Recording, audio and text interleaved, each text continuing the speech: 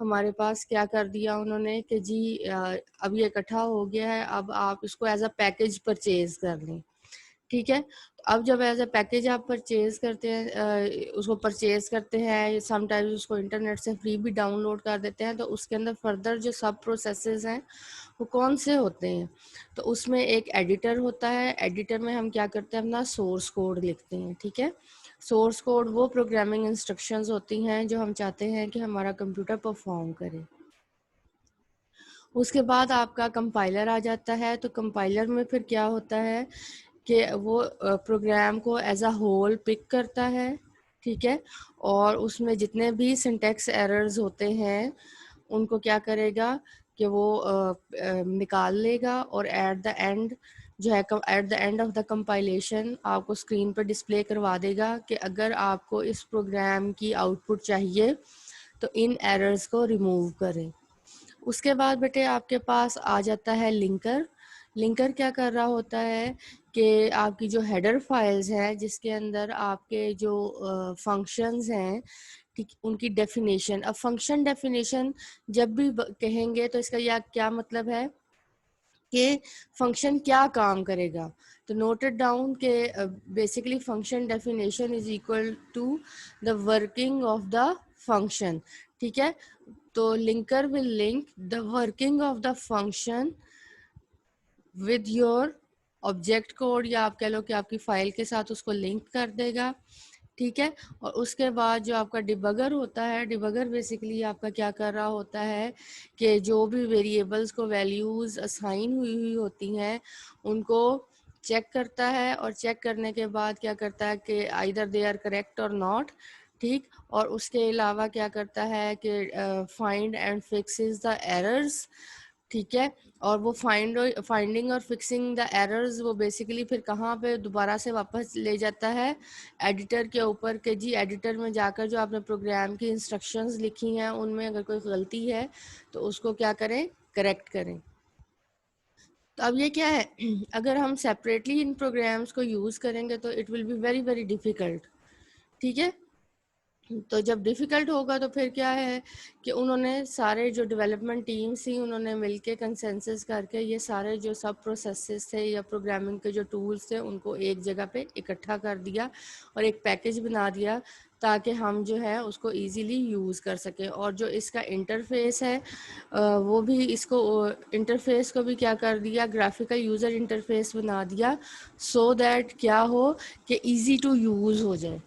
ठीक है, क्योंकि मार्केट में अगर उससे अच्छी चीज़ आ जाएगी तो ज़्यादा लोग इसको यूज़ नहीं करेंगे, तो उन्होंने जो इसका इंटरफेस था उसको भी क्या बना दिया, GUI। अच्छा जी, नेक्स्ट पे आ जाए। Most new programming languages use IDE environment to create, compile and run programs. IDE is computer software that brings ma'am all the आपकी प्रोसेस। आवाज कट रही है। अभी यस ठीक मैम। है, अभी ठीक है।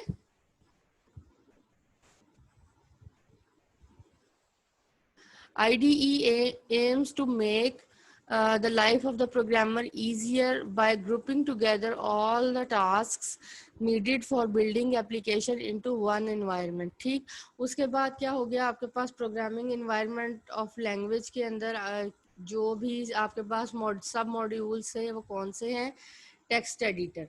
तो टेक्स्ट एडिटर में मैंने पहले भी बताया आप अपना सोर्स कोड लिखेंगे। ठीक है, एंड ये MS वर्ड नहीं है, ये वही टेक्स्ट एडिटर है, मैं आपको आज खोल के भी इसको दिखाऊंगी। ठीक है, उसके अंदर आप अपना क्या लिखते हैं, सोर्स कोड लिखते हैं, और इसके साथ फिर जो फाइल आपकी बनती है उसकी एक्सटेंशन होती है। ठीक है,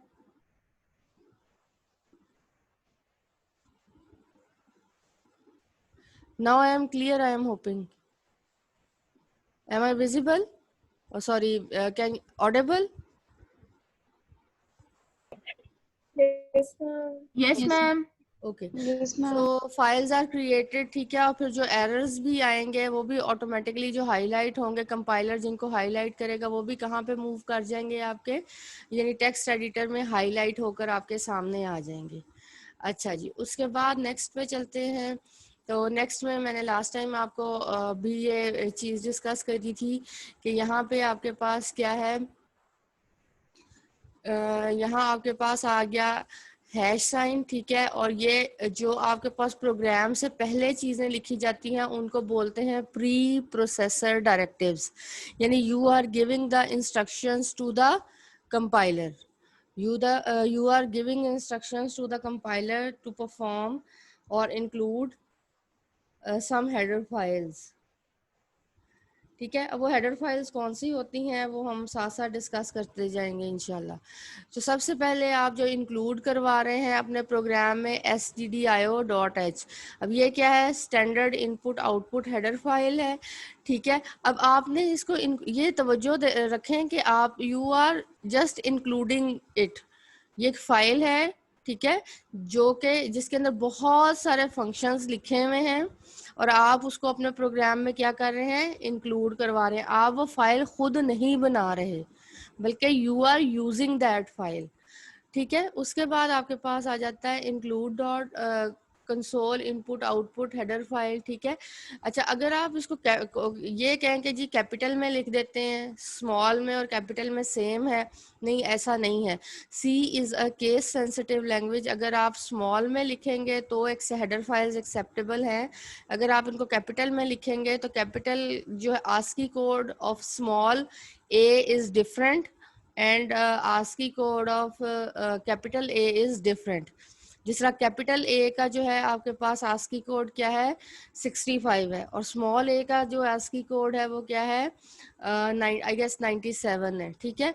तो वो उनको अलग अलग कंसिडर करता है। This is not English, this is a programming language, so your C language is a case sensitive language, ठीक है। तो आपने इस चीज़ का ख्याल रखना है कि जो चीज़ें स्मॉल लेटर्स में हैं उनको स्मॉल लेटर्स में लिखना है, जो चीज़ें कैपिटल लेटर में हैं उनको कैपिटल लेटर में लिखना है, ठीक हो गया। उसके बाद हमने एक और फाइल जो है वो इंक्लूड करवाई और उसका क्या नाम है, console input output header file. इसके अंदर भी बहुत सारे फंक्शंस हैं जो कि आप यूज़ करेंगे। आप उनकी डेफिनेशन लिख रहे हैं, फंक्शन डेफिनेशन का क्या मतलब है कि आप बता रहे हैं कि फंक्शन कैसे काम करेगा, आप यहाँ ये नहीं बता रहे, ठीक है, कि फंक्शंस कैसे काम करेंगे, आप यहाँ सिर्फ उनको यूज करना सीख रहे हैं, ठीक है। उसके बाद जो फर्स्ट वॉइड है इसका क्या मतलब है, नो रिटर्न टाइप। प्रोग्राम्स में बहुत सारे हो सकता है, प्रोग्राम में आप कहीं पे लिखे आप लिखा हुआ देखें रिटर्न कोई भी इस तरह की चीज, ठीक है। तो जहां पर रिटर्न लिखा हुआ होता है वहां पे यहाँ उसकी डेटा टाइप लिखेंगे, वरना यूजुअली हर प्रोग्राम में वॉइड का मतलब है कि यहाँ कोई चीज नहीं है, ठीक है, हम कुछ नहीं दे रहे, वॉइड मींस एम्प्टी है, ठीक है।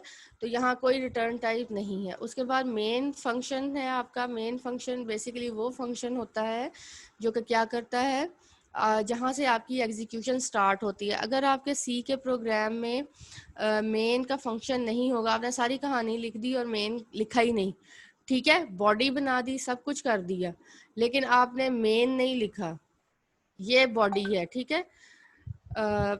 अगर ये यहाँ बेटे माइक ऑफ कर दें, ठीक है, अगर आपने मेन नहीं लिखा तो आपकी एग्जीक्यूशन ही स्टार्ट नहीं होगी, क्योंकि ये उसका जो सिंटेक्स है उसके accordingly you have to write the main.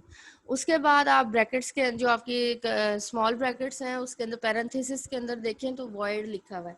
इसका क्या मतलब है कि आप इसको कोई आर्ग्यूमेंट्स भी पास ऑन नहीं कर रहे, ठीक है। अगर आप ये पैरेंथेसिस की बजाय कोई और ब्रैकेट यूज करेंगे तो आपके पास क्या होगा, पैरेंथेसिस की बजाय कोई और ब्रैकेट यूज करेंगे तो दैट इज नॉट एक्सेप्टेबल, ठीक है। उसके बाद बेटे आगे आ जाए,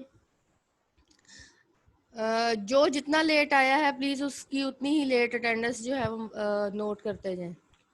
उसके बाद आपके पास क्या आ गया कि आपका करेक्टर है, ठीक है। करेक्टर बेसिकली एक डेटा टाइप है जिसमें हम क्या लेते हैं, आपके प्लस माइनस यानी सिंबल, नॉट द ऑपरेटर, यानी सिर्फ सिंबल, जो प्लस का सिंबल है या माइनस का सिंबल है, नो वर्किंग, ठीक है। और स्मॉल ए कैपिटल ए ये सारे करेक्टर डेटा टाइप में आ जाते हैं।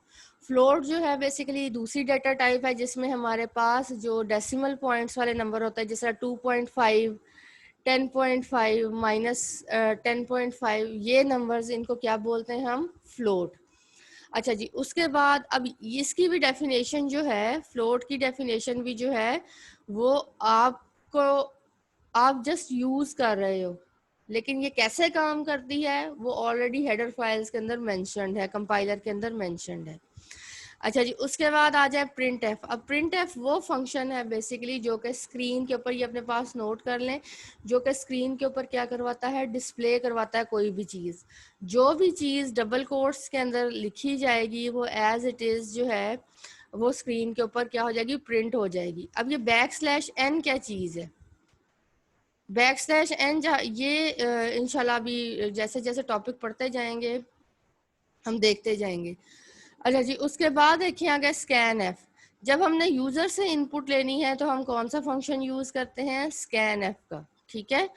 अब डबल कोट्स के अंदर क्योंकि हम वो ले रहे हैं, फ्लोटिंग पॉइंट है ये हमारा, ठीक है, तो हम परसेंटेज एफ लिख रहे हैं, ये भी हम इंशाल्लाह डिस्कस करेंगे ये परसेंटेज एफ क्या चीज होती है। उसके बाद दोबारा प्रिंट एफ का फंक्शन आया। अब ये प्रिंट एफ का फंक्शन यहाँ पे क्या कर रहा है, ये बेसिकली दोबारा स्क्रीन पे डिस्प्ले करवाने के लिए कोई चीज़ आया है। और स्कैन एफ का फंक्शन क्या कर रहा है, कोई इनपुट लेनी है हमने यूज़र से, ठीक है। और ये जो करली ब्रैकेट है आपके पास, ये स्टार्टिंग डेलीमीटर है, और यहाँ पे जो मिसिंग है वो क्या चीज़ है, ending delimiter. Hopefully it is clear, ठीक है। बाकी इंशाल्लाह हम टाइम टू टाइम देखते जाएंगे। अब यहाँ पे इधर आ जाएं तो सबसे पहले आपका सोर्स प्रोग्राम आ गया, सोर्स कोड जो है आपका किसके पास चला गया, कंपाइलर के पास चला गया। कंपाइलर ने इसको कन्वर्ट कर दिया ऑब्जेक्ट प्रोग्राम के अंदर, ठीक है।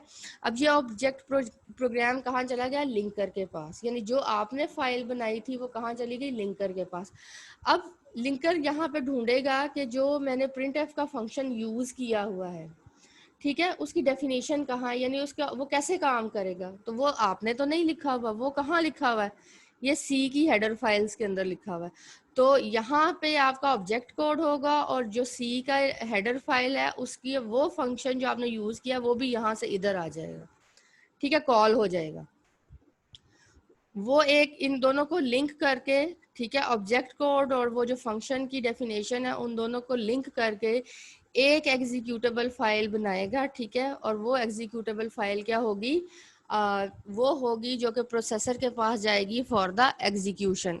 एक चीज़ बेटे याद रखें, जब भी आप नेट से कोई भी फाइल डाउनलोड करते हैं, कोई भी सॉफ्टवेयर डाउनलोड करते हैं, तो वो बेसिकली क्या होता है, डॉट एक्जी होती है। इसका क्या मतलब है, डॉट एक्जी कौन बनाता है, कंपाइलर बनाता है, ठीक है।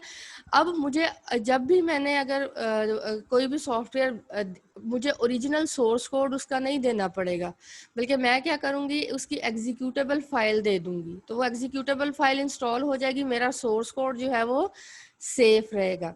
इंटरप्रेटर के केस में क्या होता है, क्योंकि ऑब्जेक्ट कोड नहीं बनता, उसके अंदर ये वाली चीज़ें नहीं है, ठीक है, तो वो क्या होता है, सिंपली आपको सोर्स कोड देना पड़ता है और वो हर दफ़ा क्या होता है, इंटरप्रेट होता है और फिर रिजल्ट देता है।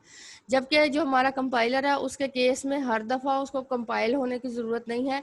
अगर किसी बंदे के पास dot executable dot exe file है तो वो भी उस सॉफ्टवेयर को ईजीली यूज़ कर सकता है इंस्टेड ऑफ दिस, ठीक है। अच्छा जी, उसके बाद आपके पास ये लिंकर, लोडर लोडर, ये सारी चीज़ें डिस्कस कर दी थी। अब आ जाएं प्रोग्रामिंग बेसिक्स के ऊपर, अब इसको बहुत तवज्जो से देखें। अच्छा जी, C is a popular and widely used programming language for creating computer programs. A large variety of application programs and many modern operating systems are written in C. अच्छा जी, तो सी का जो करेक्टर सेट है, यानी सी के अंदर हम क्या क्या चीज़ें यूज़ कर सकते हैं। अब सी क्या है, वो प्रोग्रामिंग लैंग्वेज है that we are going to learn in chapter 3। Okay, सबसे पहले आपके पास आ जाते हैं लेटर्स। अब ये चीज़ यहाँ पे तवज्जो से देखें, आपके पास small letters and capital letters हैं, ठीक है।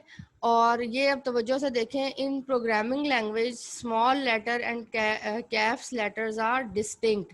इसका क्या मतलब है कि कैपिटल लेटर्स और स्मॉल लेटर्स जो हैं वो डिफरेंट हैं due to their ASCII code. ये आस्की कोड कौन से वाला है, ठहरे, ए कैपिटल में लिख लें अपने जो आपकी बुक के ऊपर साथ में, ASCII, American standard code for information exchange,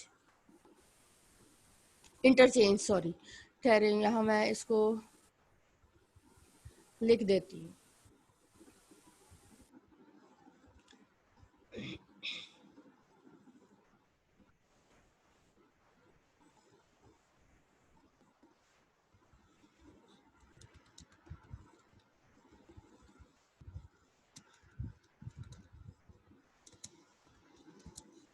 American standard code for information interchange. ठीक है, तो स्मॉल लेटर्स के एस्की कोड्स जो हैं वो डिफरेंट हैं, और जो कैपिटल लेटर्स हैं उनके एस्की कोड्स जो हैं वो क्या हैं, डिफरेंट है।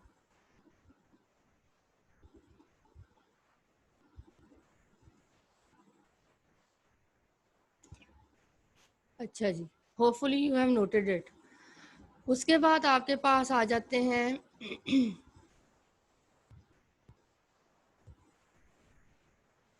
डिजिट्स आ जाएंगे। ठीक है, डिजिट्स में आपके पास क्या 0 to 9 तक डिजिट्स जाते हैं, और 0 to 9 तक जब डिजिट्स जाते हैं तो इसका क्या मतलब है कि इसके अंदर इनके कॉम्बिनेशंस भी चले जाएंगे। यानी 10 क्या है, it is a combination of 1 and 0। तो जो सीक्वेंस है वो नंबर्स कहाँ से कहाँ तक जाता है, 0 से 9 तक, और ये डेसिमल नंबर्स हैं, ये याद रखें। वो जो आपके रोमन वाले हैं they are not working here. अच्छा जी, उसके बाद बेटे स्पेशल कैरेक्टर्स जो इसके अंदर यूज़ होते हैं, ठीक है, सी लैंग्वेज में, वो ये टिल्ड यूज़ होता है। ठीक है, ये सारे वो हैं जो कि कैरेक्टर्स आपके यूज़ होते हैं सी लैंग्वेज के अंदर इन वन और अनदर फॉर्म।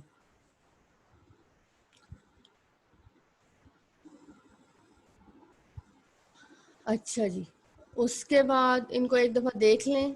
ठीक, मैम इनको याद करना है? नहीं बेटे, ये जैसे जैसे यूज़ करते जाएंगे वैसे वैसे ही आते जाएंगे। अच्छा जी, उसके बाद आपके पास रिजर्व वर्ड क्या चीज़ है। रिजर्व वर्ड ये याद रखें कि वो which has a special meaning. ठीक है, इन अ प्रोग्रामिंग लैंग्वेज, या आप इसको कह लेंगे सॉफ्टवेयर के अंदर। हाँ जी, तो यहाँ पे आपके पास क्या आ जाएगा,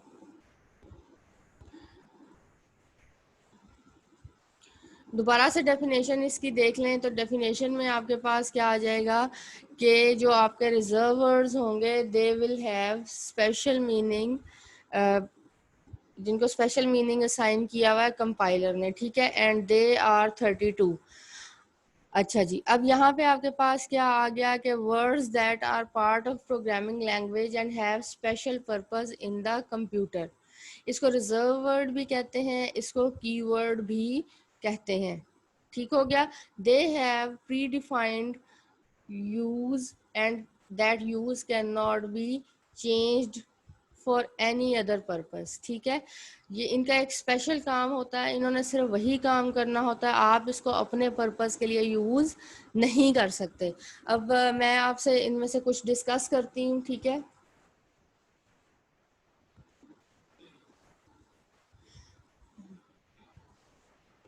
अच्छा जी, अब वो क्या है आपके पास, यहाँ पे आ जाएं।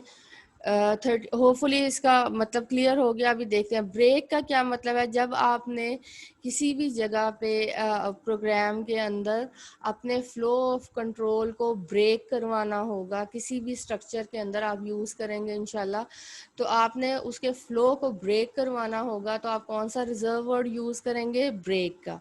इसके अलावा जब आपने डिफरेंट कंडीशंस को चेक करना होगा, ठीक है, तो उसके लिए आप क्या स्विच स्टेटमेंट में यूज़ करेंगे, केस। केस मींस क्या है कि एक स्पेशल कंडीशन।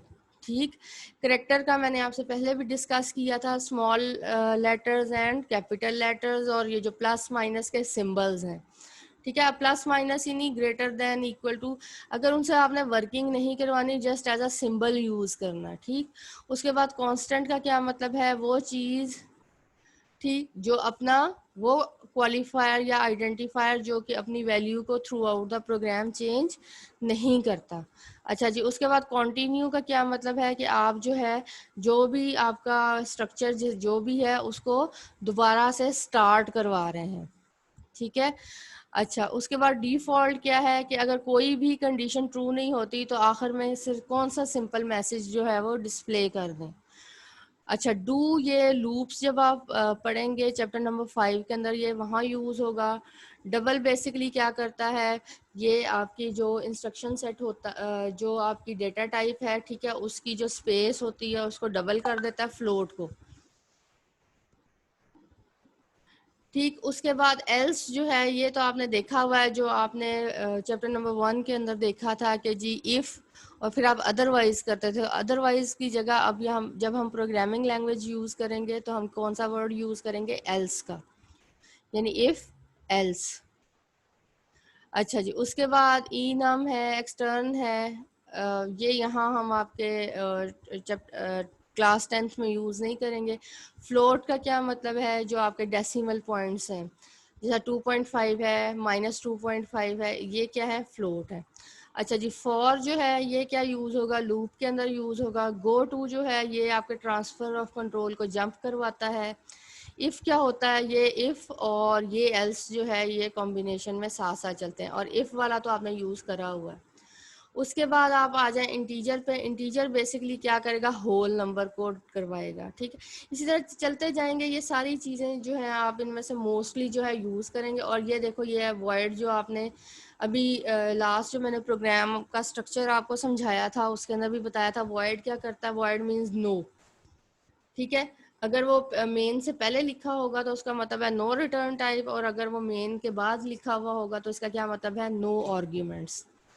अच्छा जी, और ये वाइल वाला भी चैप्टर नंबर 5 के अंदर इंशाल्लाह हम पढ़ेंगे। अब आ जाएं जी हेडर फाइल्स के ऊपर। अब ये डेफिनेशन ज़रा हम देखेंगे। सी language contains a number of standard functions in library files that perform various tasks in C programs.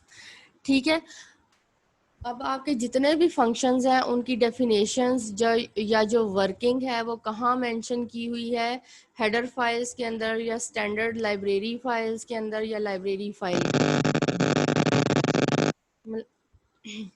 अच्छा जी, उसके बाद देखें, these task include all the input output operations and all the math operations.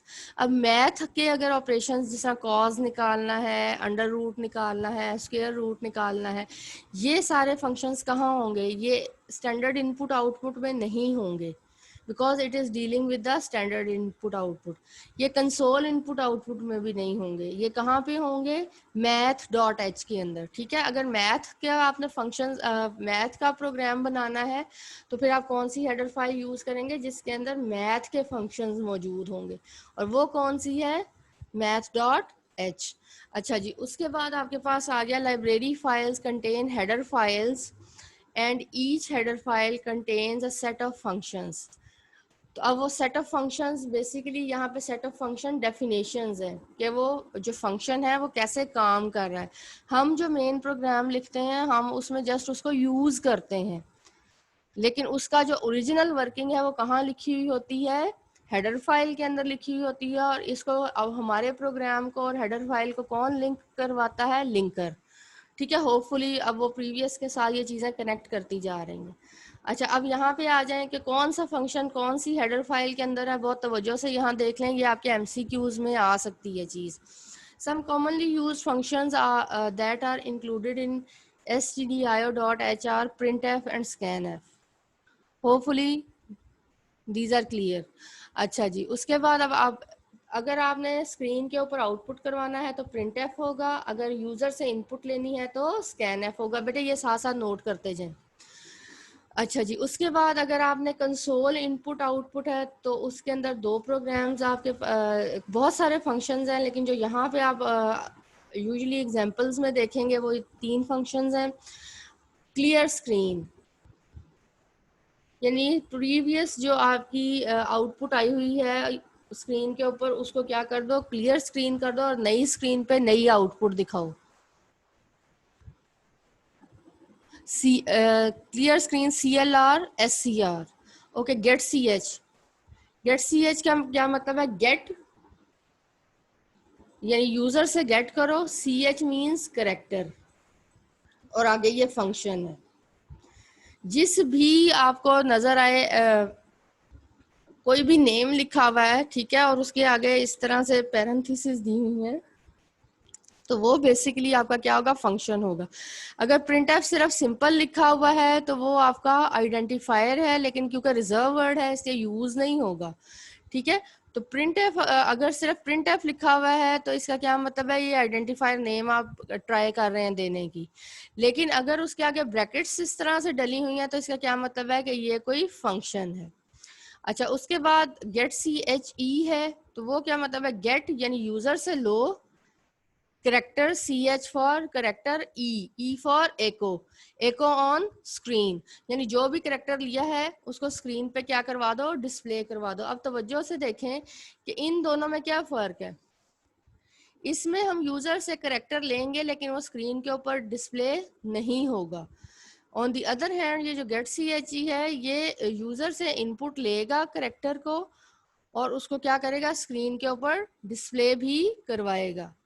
उसके बाद नीचे आ जाए तो यहाँ पे आपके पास क्या आ जाता है, math.h की जो हेडर फाइल है उसमें कौन से mathematics, these are some of the mathematical functions. ये नहीं है कि आप यही समझेंगे जी बस यही है, ठीक है। There are thousands of functions in these header files. तो sqrt, अब ये चीज तवज्जो से याद रखना, ये स्क्वायर रूट है। ये क्या है, स्क्वायर रूट है। आपने ये नहीं समझना कि ये स्क्वायर ले रहे हैं, स्क्वायर रूट यानी अंडर रूट होता है। POW क्या है, ये पावर फंक्शन है। लॉग, अच्छा ये बेटे इसको फिर रीज्वाइन करिएगा, ठीक है। अच्छा जी, उसके बाद आपके पास ये पावर फंक्शन आ गया, जिस तरह आप अपने कैलकुलेटर के अंदर यूज करते हैं, क्या कहते हैं उसको, x पावर y, ये उस तरह से यूज होगा। अच्छा, उसके बाद लॉग है। अब लॉग जो है जाहिर है यहाँ पे कोई ना कोई हम पैरामीटर देंगे, ये यहाँ कोई वैल्यू देंगे तो उसके ऊपर लॉग का फंक्शन अप्लाई होगा और फिर रिजल्ट आएगा। इसी तरह जो साइन का फंक्शन है उसमें भी कोई वैल्यू पुट करेंगे तो उसके ऊपर साइन का जो फंक्शन है वो यूज होगा और रिजल्ट देगा। अच्छा जी, उसके बाद नेक्स्ट पे आ जाएं।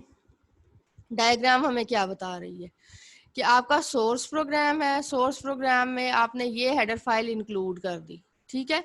अब क्या होगा कि जैसे ही वो कोई भी इसके अंदर फंक्शन जो कि रिलेटेड है किससे, stdio.h से, तो stdio.h में से उसकी फंक्शनैलिटी कहाँ पास ऑन हो जाएगी, आपके सोर्स प्रोग्राम में लिंक हो जाएगी।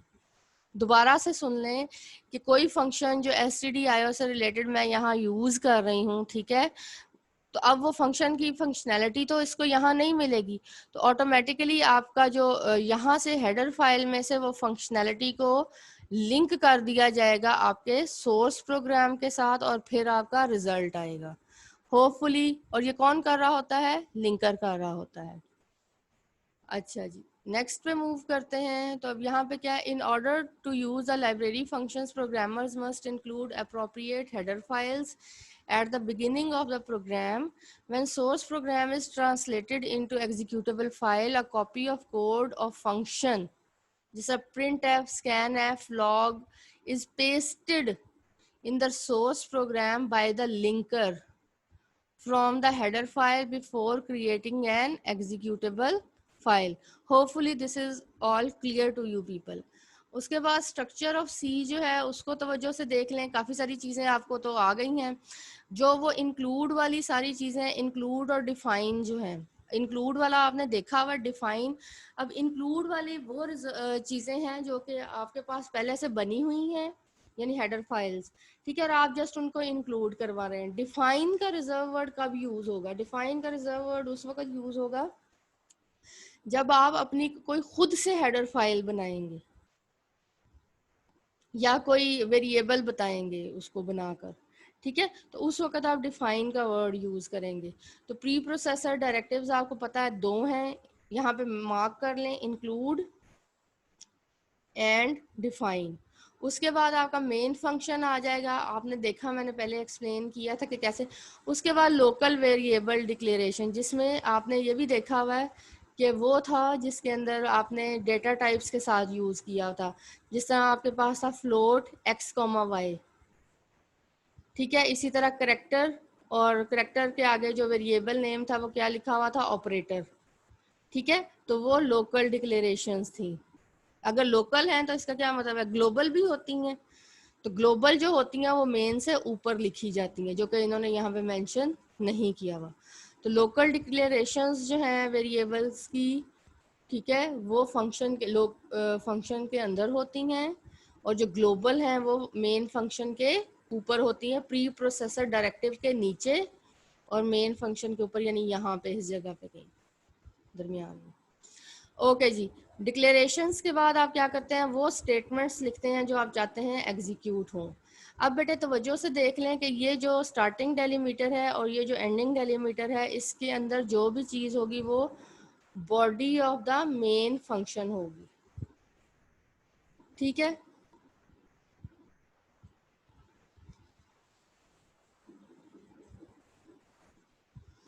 अच्छा जी, उसके बाद आ जाए नीचे। तो अब अगर आपने कोई फंक्शन, जाहिर है अगर प्री डिफाइंड फंक्शंस हैं तो फिर यूज़र डिफाइंड फंक्शंस भी तो होंगे ना। अब यूज़र डिफाइंड फंक्शंस कौन से, तो प्री डिफाइंड तो वो है ना जो सारी दुनिया यूज़ करती है, जैसा प्रिंट एफ का फंक्शन है,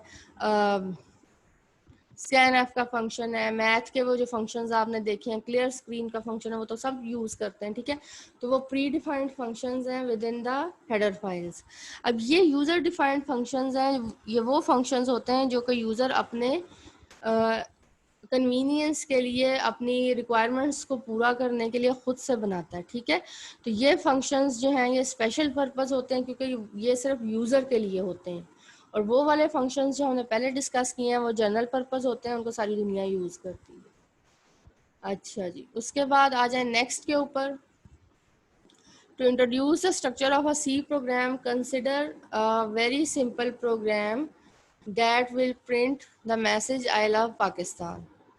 ठीक है, अब वो कैसे होगा, इस प्रोग्राम को ध्यान से देखें। यहाँ पे क्या आ गया, इंक्लूड करवाई stdio.h, वॉइड मेन वॉइड लिखा, print F I love Pakistan, और उसके बाद एंडिंग डेलीमीटर लगा दिया। ठीक है, तो ये हमारा पहला प्रोग्राम था। और अब ये जो प्री प्रोसेसर डायरेक्टिव्स हैं जो कि मैं इतनी देर से आपसे डिस्कस कर रही हूँ, ये वो सारे हैं। इंशाल्लाह ये हम नेक्स्ट क्लास के अंदर जो है वो डिस्कस करेंगे। ठीक, होपफुली। और मैं अभी आपसे एक और जो है स्क्रीन शेयर करती हूँ। अच्छा जी, ये कुछ मैंने स्लाइड्स काफ़ी टाइम से बना कर रखी हूँ, क्योंकि मैंने कहा ये भी डिस्कस कर लूँ। ये लैंग्वेज ट्रांसलेटर्स हैं आपके पास, जिसमें असम्बलर है, कंपाइलर है और इंटरप्रेटर है। ठीक है, और ये आपको उसकी जो है वो वर्किंग बता रहे हैं। अच्छा जी, नेक्स्ट स्लाइड के अंदर आपके पास जो है कंपाइलर और जो इंटरप्रेटर है उसका क्या है डिफरेंस आ रहा है। अच्छा जी, सो ये है कि जी कंपाइलर कैसे काम करता है और जो आपका इंटरप्रेटर है वो कैसे काम करता है। फिर ये आपके source code, compiler, machine code और आउटपुट आ जाती है। और यहाँ पे क्या है, सोर्स कोड होगा, इंटरप्रेटर उसको इंटरप्रेट करेगा और फिर आपके पास क्या आ जाएगी, आउटपुट आ जाएगी। Then this is your IDE। और उसके बाद ये बेसिकली वो प्रोग्राम था जो कि हम क्या है कि IDE एडिटर के अंदर हम सोर्स कोड लिखते हैं, उसके बाद प्री प्रोसेसर्स ऐड हो जाते हैं, फिर कंपाइलर के पास चला जाता है, बिल्ड इसको बोलते हैं। ठीक है, लिंकर उसको क्या कर देता है, लिंकिंग कर देता है, उसके बाद लोडर लोड करता है, और फिर CPU जो है उसको वो क्या कर देता है, रन कर एग्जीक्यूट कर देता है, या उसका रिजल्ट आपको दे देता है उसके बाद। अच्छा जी, नेक्स्ट स्लाइड पे अगर देखें हम, लैंग्वेज सेट था जिसमें लेटर्स हैं, डिजिट्स हैं, स्पेशल कैरेक्टर्स हैं, रिजर्व वर्ड्स हैं, हेडर फाइल्स हैं, स्ट्रक्चर ऑफ सी प्रोग्राम और कमेंट्स हैं। अब जब भी आपने सी प्रोग्राम लिखना है तो सबसे पहले ये देख लें, हेडर फाइल्स यूज़ करेंगे, मेन फंक्शन आ जाएगा, टोकन इन सी आ जाएगा। ये बेसिकली टोकन्स इन सी जो है ये आपके पास वो क्या चीज़ होती है कि जो आप डेटा टाइप्स वगैरह यूज़ करते हैं, और आपकी जो स्टेटमेंट्स होंगी वो आ जाएंगी। उसके बाद कमेंट्स आप लिखते हैं, कमेंट्स जो है एडिशनल नोट्स होते हैं and they are not executable. Single line comment भी होता है और मल्टी लाइन कमेंट्स भी होते हैं। अच्छा जी, उसके बाद आपके पास है वाइट स्पेसेस आ जाते हैं। वाइट स्पेसेस यानी जितनी आप स्पेसेस पास ऑन करते हैं। ठीक, और उसके बाद सेमी कोलन। सेमी कोलन बेटे आपके पास क्या चीज़ है, it is used at the end of the statement, और इसको सेमी कोलन यहाँ पे नहीं बोलेंगे बल्कि क्या बोलेंगे, टर्मिनेटर। ठीक है, सो आज का हम लेक्चर यहीं पे स्टॉप करते हैं। और कुछ आपने डिस्कस करना हो तो